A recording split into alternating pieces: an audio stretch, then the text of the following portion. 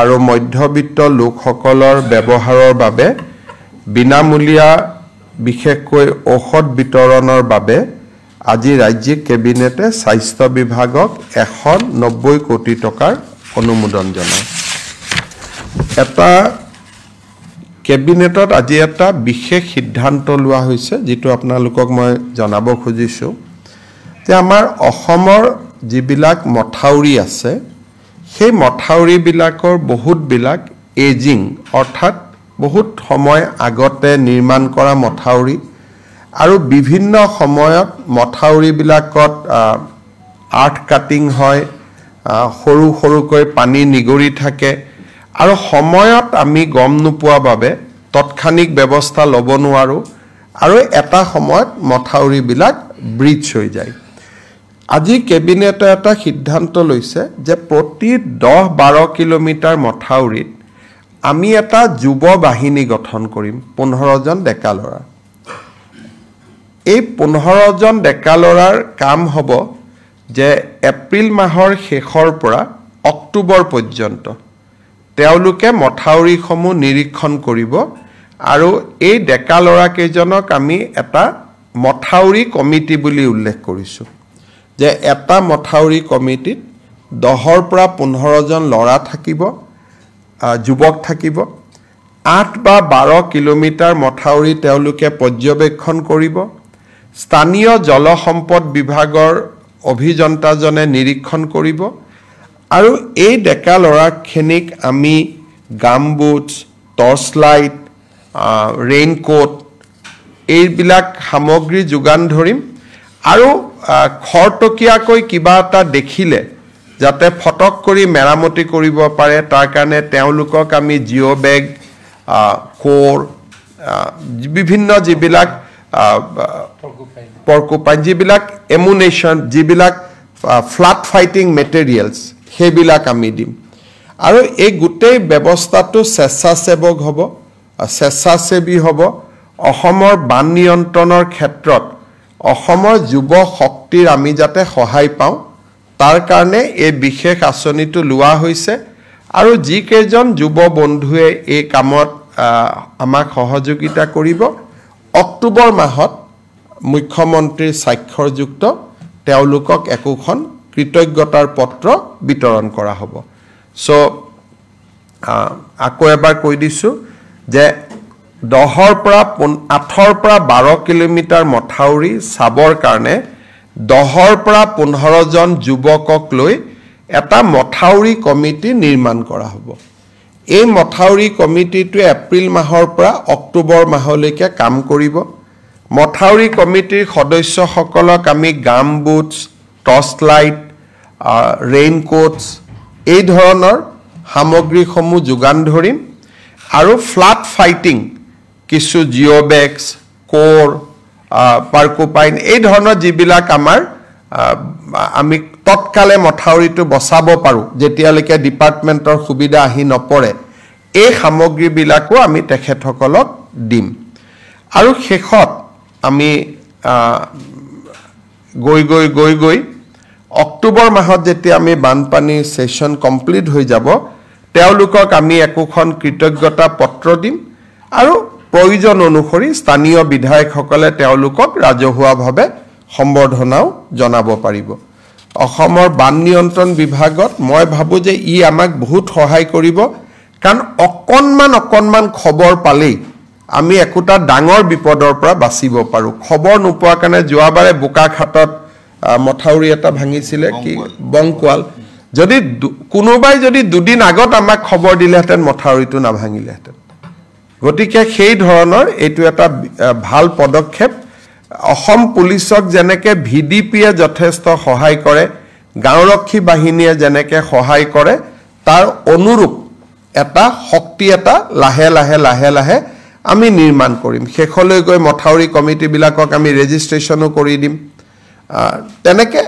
শক্তিশালী কৰি আমি গৈ থাকিম এইবাৰ প্ৰথম বছৰ ইয়াক আমি হাতত লৈছো আমাৰ গুৱাহাটীত ফ্ৰেঞ্চ গভৰ্নমেণ্ট আৰু ভাৰত চৰকাৰৰ আৰ্থিক সাহায্যত আমি এটা Assam climate centre for cities বুলি এটা আমি অনুষ্ঠান গঢ়িম ইয়াৰে পুঁজি ভাৰত চৰকাৰ আৰু ফ্ৰেঞ্চ চৰকাৰে আমাক আগবঢ়াব আৰু ইয়াৰ জৰিয়তে ক্লাইমেট প্ৰটেকশ্যনৰ ক্ষেত্ৰত কেইবাজনো এক্সপাৰ্ট গুৱাহাটী পৌৰ নিগমে নিযুক্তি কৰিব পাৰিব কেবিনেটে আজি এই ক্লাইমেট চেণ্টাৰটো অনুমোদন জনায় জাগিৰোডৰ টাটা সেমিকণ্ডাক্টৰ প্ৰজেক্টৰ কাষত আপোনালোকে জানে যে খুব কম দিনতে বেংগলুৰুত কাম কৰি থকা 1000 ছোৱালী জাগিৰোডলৈ উভতি আহিব আমাৰ যি অসমীয়া ছোৱালী এতিয়া বেংগলুৰুত কাম কৰি আছে তেওঁলোক খুব সোনকালে জাগিৰোডলৈ উভতি আহিব অহাৰ লগে লগে জাগিৰোডত এটা থাকাৰ ভীষণ সমস্যা হ'ব আৰু লাহে লাহে 10 12 15000 মানুহ যেতিয়া তাতে নিযুক্তি হ'ব ওচৰত ভাড়া ঘৰ আদি প্ৰস্তুত হৈ উঠুতেও সময় লাগিব সেইকাৰণে আজি আমি আগতীয়াকৈ জাগিৰোডত এটা ৱৰ্কিং ওমেন হোষ্টেল 1000খন আসনযুক্ত এটা ৱৰ্কিং ওমেন হোষ্টেল বনাবৰ বাবে আজি কেবিনেটে 142 কোটি টকাৰ অনুমোদন জনাইছে আমাৰ অসমৰ গোটেই চাহ বাগিচাবিলাকত আমি মহাপ্ৰভু জগন্নাথ কমিউনিটি হল বনাই আছো 500খন চাহ বাগিচাত আজি তাৰ এখন মেনেজিং কমিটি কেবিনেটে নিৰ্মাণ কৰে স্থানীয় বিধায়কক অধ্যক্ষ হিচাপে লৈ তাকো কেবিনেটে অনুমোদন জনায় মই এতিয়া আজিৰ কেবিনেটত গ্ৰহণ কৰা তিনিটা বিশেষ গুৰুত্বপূৰ্ণ সিদ্ধান্ত আপোনালোকক জনাব খুজিছো আজি আমাৰ ৰাজ্য চৰকাৰৰ কেবিনেটত অসম চৰকাৰৰ কৰ্মচাৰী আৰু আমাৰ পেনশনাৰ সকলৰ বাবে 2% ডিয়াৰনেছ এলাউন্স আমি ঘোষণা কৰোঁ সো এতিয়াৰ পৰা ৰাজ্য চৰকাৰৰ কৰ্মচাৰী পেনশনাৰ সকলোৱে 2% তেওঁলোকে ডিয়াৰনেছ এলাউন্স পাব 1/1/2025 পৰা ই কাৰ্যকৰী হ'ব আমি এই মাহৰ দৰমহাত বিহুৰ আগতে পোৱা দৰমহাত 2% দিয়ে সংলগ্ন কৰিম কিন্তু যেটো এৰিয়াৰ হেতু আমি এপ্ৰিল আৰু মে দুটা মাহত আমি তেওঁলোকক দিম আজি এটা কেবিনেটত সিদ্ধান্ত গ্ৰহণ কৰা হয় যে অহা প্ৰথম বহাগৰ পৰা চৰকাৰৰ যিমান ট্ৰান্সফাৰ অৰ্ডাৰ ওলাব পোষ্টিং ওলাব গাইডলাইনছ ওলাব ৰুলছ ওলাব ৰেগুলেশ্যন ওলাব নটিফিকেশ্যন ওলাব অফিচ মেমৰেণ্ডাম ওলাব এই গোটেইবিলাকতে ইংৰাজীৰ লগতে অসমীয়াও ইয়াত সংলগ্ন কৰিব লাগিব তাৰমানে দুখন নটিফিকেশ্যন ওলাব এখন ইংলিছ এখন অসমীয়া কেছ হলে লিগেল প্ৰবলেম হলে হি ইংলিছখন মান্য হ'ব কাৰণ লিগেল ল্যাঙ্গুৱেজৰ কাৰণে ইংলিছখন কিন্তু অসমত 1 বহাগৰ পৰা আমি এটো সিদ্ধান্ত লৈছো যে যিমান সৰকাৰি অৰ্ডাৰ হয় অফিচ মেমৰেণ্ডাম হয় ৰুলছ হয় ৰেগুলেশ্যন হয় বিধানসভাৰ আইন হয় যিমান বিলাক সৰকাৰি কমিউনিকেশ্যন তাত ইংৰাজীৰ লগতে এখন অসমীয়া প্ৰতিলিপিও সন্নিবিষ্ট কৰিব লাগিব ইংৰাজীখন থাকিব ইংৰাজীৰ লগত অসমীয়া এটা কপি থাকিব বৰাক উপত্যকাত বেংগলী থাকিব বিটিআৰত বড়ো থাকিব অতিৰিক্তকৈ অৰ্থাৎ বৰাক উপত্যকাত বঙালী থাকিব বিটিএডিত বড়ো থাকিব আৰু সমগ্ৰ অসমতে ইংৰাজী আৰু অসমীয়া এই ব্যৱস্থাটো আজি কৰা হৈছে আৰু সদৌ অসম ছাত্ৰ সন্থাৰ লগত আমাৰ আলোচনা হৈছিল জাষ্টিস বিকে শৰ্মা কমিটিৰ এটো অনুমোদন আছিল ৰাজ্য চৰকাৰে অহা 1 এপ্ৰিলৰ পৰা কাৰ্যকৰী হোৱা কৰি 15 এপ্ৰিল 1 বহাগৰ পৰা কাৰ্যকৰী হোৱাকৈ ইয়াক ৰূপায়ণ কৰাৰ বাবে নিৰ্দেশ দিছে আমি সৰকাৰি অফিচাৰ সকলক কৈছো যে প্ৰথম অৱস্থাত ভাসিনী বুলি এটা এপ আছে যত অসমীয়া বড়ো বেংগলী তিনিটা ভাষাই উপলব্ধ হয় তাক ব্যৱহাৰ কৰক আৰু লাহে লাহে তেওঁলোকে নিজাকৈ লিখিব পৰা হৈ যাব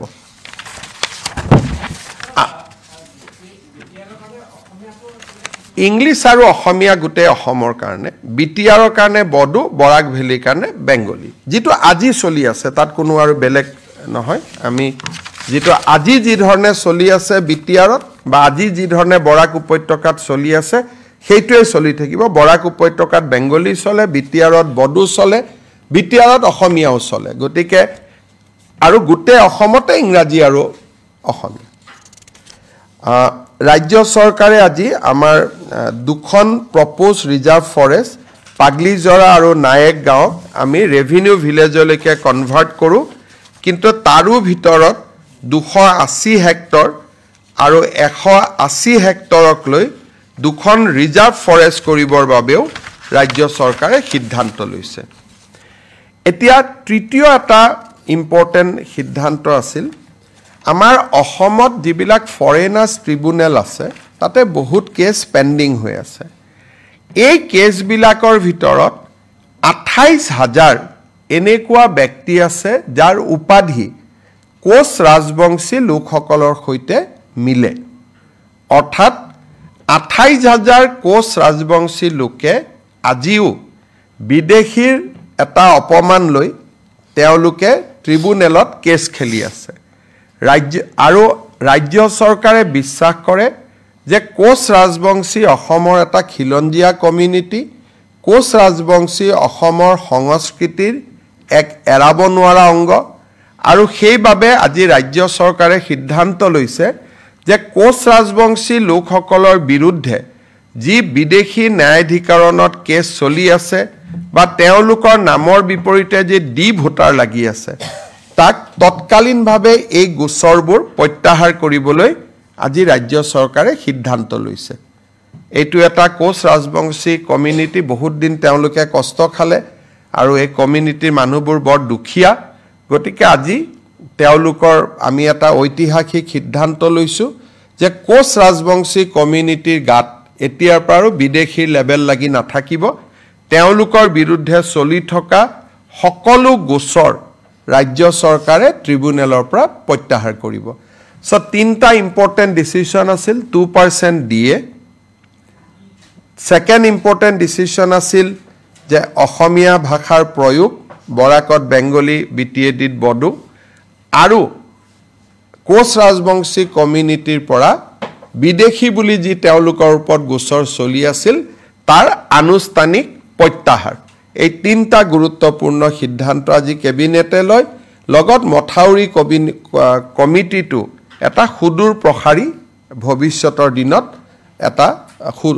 অত্যন্ত সুস্থ সিদ্ধান্ত হ'ব বুলি মই আশা কৰিছো আপোনালোকৰ যদি কিবা প্ৰশ্ন আছে সুধিব পাৰে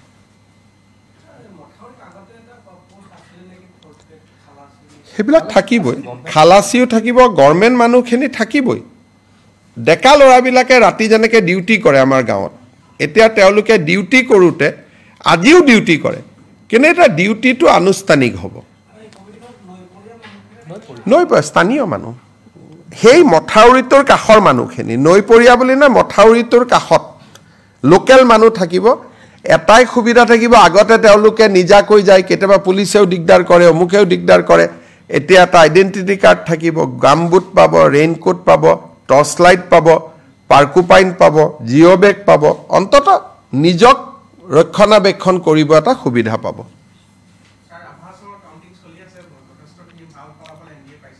ভালেই হ'ব ৰাভা হাছং বিটিআৰ পঞ্চায়ত বিধানসভা কতো আগত কতো একো সমস্যা নাই ইমান কাম হৈ আছে ৰাইজে আৰু এটোলৈ মই প্ৰথম দিনৰ পৰাই কৈ আছো যে আমি নিৰ্বাচনক লৈ চিন্তা কৰা নাই সেইকাৰণে প্ৰতিটো দিনে আপোনালোকে চিন্তা কৰক এই কোচ ৰাজবংশী মানুহখিনি আজি ইমান দিন বিপদত পৰি আছিল তেওঁলোকৰ কাৰণেতো কোনেও চিন্তা কৰা নাছিল বলে অসমীয়া ভাষাৰ মৰ্যাদা কোনেওতো চিন্তা কৰা নাছিল গতিকে প্ৰতি সপ্তাহতেতো আমি একোটা ভাল খবৰ আপোনালোকক শুনাও গতিকে ৰাইজেতো আমাক সমৰ্থন কৰাটো স্বাভাৱিক আৰু প্ৰধানমন্ত্ৰী ডাঙৰীয়াৰ নেতৃত্বৰ প্ৰতি অসমৰ ৰাইজৰ অকুণ্ঠ সমৰ্থন আছে ওয়াকফ বিল পাছ হৈ গল প্ৰধানমন্ত্ৰী ডাঙৰীয়াই ঐতিহাসিক কাম কৰি দেখুৱালে গতিকে ৰাইজৰ আস্থা আছে খালি মই এটাই দুখ পাইছো যে এই ওয়াকফ বিল এমেন্ডমেন্টৰ সময়ত অসমৰ এজন সংসদে যি বক্তব্য দাঙি ধৰিলে যে ৰাস্তাতে নামাজ কৰিব দিব লাগে এজন সংসদে যিটো ক'লে যে স্বাধীনতা সংগ্ৰাম যেন হিন্দু মানুহে কৰাই নাই এটা বিশেষ কমিউনিটিহে কৰিছিলে এই যিবিলাক তেখেতে সদনত বক্তব্য দিলে মুখ্যমন্ত্ৰী হিচাপে মই নিজেই লজ্জিত অনুভৱ কৰিছোঁ অসমৰ মুছলমান মানুহেও নিবিচাৰে ৰাস্তাত নামাজ কৰাটো ধুনীয়া মছজিদ বনাইছে তেওঁলোকে মছজিদত নামাজ পঢ়ে অসমত কোনেও ৰাস্তাত নামাজ নপঢ়ে যিটো বস্তু মুছলমান মানুহেও বিচৰা নাই তেওঁ তাতকৈ এক্সট্ৰিমত গ'ল দ্বিতীয়তে স্বাধীনতা সংগ্ৰাম এনেকুৱা কৰিলে ভাষণত যেন মহাত্মা গান্ধী গোপীনাথ বৰদলৈ স্বাধীনতা সংগ্ৰাম কৰাই নাছিল গতিকে মই নিজে লাজ পাইছো গোটে দেশৰ মানুহবিলাকে মোক ফোন কৰিছে যে অসমৰ পৰা এনেকুৱাও এমপি হয় নেকি গোটে দেশৰ ওচৰত অসমে লজ্জা পাবলগীয়া হৈছে লাজ পাবলগীয়া হৈছে এনেকুৱা বিবৃতিৰ কাৰণে CM sir, if you could speak this one in English. देखिए असम का एक सांसद ने वाकफ जो कानून लोकसभा में डिबेट हुए थे वो समय उन्होंने बोले कि मुसलमान समाज को रास्ता में नमाज पढ़ने का इजाज़त देना चाहिए और वो ऐसा भाषण किया कि स्वाधीनता संग्राम एक विशेष कम्युनिटी ने ही किए थे हिंदू समाज ने किया ही नहीं था तो ऐसा उन्होंने भाषण दिया देश विदेश का लोग मुझको फोन करके पूछ रहे भाई आपने कैसा लोगों को संसद में भेजा तो हमारे लिए भी काफ़ी ये एक सेम का बात हुए है ऐसा बात बोलने के कारण असम का भी क्षति हुए है मैं देशवासी को उनका संसद ने ऐसा बात संसद में बोला उसका कारण देशवासी से मैं ही क्षमा मांगता हूँ कि हमारे एक असम का सांसद लोकसभा में ऐसे अनाप तनाप बोले हमारा असम में कभी मुसलमान लोग ये डिमांड ही नहीं किया है कि हमें रास्ता में नमाज पढ़ने का इजाज़त दो अच्छा मस्जिद है ईदगाह है बढ़िया से नमाज अदा करता है कभी कोई समस्या नहीं होते हैं वो बोले रास्ता में आप क्यों नमाज नहीं पढ़ने देते हो ये तो डिमांड ही नहीं है दूसरा बोला यही स्वाधीनता संग्राम किया क्या गांधी जी ने स्वाधीनता संग्राम नहीं किया क्या गोपीनाथ बरदलोई ने स्वाधीनता संग्राम नहीं किया क्या सुभाष बसु ने स्वाधीनता का संग्राम नहीं किया तो एक असमिया जो लासित बरफुकन का धरोहर है हम लोग असम का लोग महाराज पीठू का धरोहर है जो बख्तियार खिलजी औरंगजेब को भगाया था असम में उनका ही धरोहर जाके संसद में ऐसा बात बोल सकता है हम लोग सोच भी नहीं सकते थे तो इसीलिए हम काफ़ी शर्मिंदा है और देशवासियों से मैं क्षमा मांगता हूं कि हमारा संसद ने ही ऐसा भाषण दिए संसद में हम आशा करता हूं कि असम का लोग जरूर सबक सिखाएगा उसका कारण समय आने पर এইটো হ'ব নালাগে মই বাৰে বাৰে তিনিচুকীয়া ৰাইজকো অনুৰোধ কৰিম যে দুইটা কমিউনিটিৰ মাজত সদায় ভুল বুজাবুজি হৈ থাকিলে অসমত ইনভেষ্টমেন্ট নাহিব অসমখন আগবাঢ়ি নাযাব এই বিশেষ বস্তুটোলৈ মই খুব চিন্তিত খুব দুঃখিত যে বাৰে বাৰে দুইটা কমিউনিটিৰ মাজত এটা এনেকুৱা এটা পৰিৱেশ সৃষ্টি হৈ আছে কিছুদিন পিছত মই আমাৰ মন্ত্ৰীসভাৰ জ্যেষ্ঠ সদস্য দুজনক পঠাম যাতে দুইটা কমিউনিটিৰ লগত আলোচনা কৰি এটা শান্তিৰ বাতাবৰণ হ'ব পাৰে কাৰণ এনেকুৱা খবৰ বাহিৰত গ'লেই অসমৰ প্ৰতি আকৌ প্ৰশ্নবোধক চিন আহি যায় সেইকাৰণে এইটোলৈ মই নিজে যোৱা দুদিনৰ পৰা মই খুব দুখ পাই আছো মই বাৰে বাৰে মনিটৰ কৰি আছো বাৰে বাৰে আমাৰ এমএলএ বিধায়কসকলক ফোন কৰি আছো মই সকলোকে অনুৰোধ কৰিম যে এইখন এখন নতুন অসম ইয়াত এইবিলাক সৰু সৰু কথালৈ কাজিয়া কৰি থকা দুটা কমিউনিটিৰ মাজত টিকটকটা হোৱাটো ভাল নালাগে পূজা উৎসৱ সকলোৰে ভাল কৰি হৈ যাওক আমি ঈদতো বাধা দিব নালাগে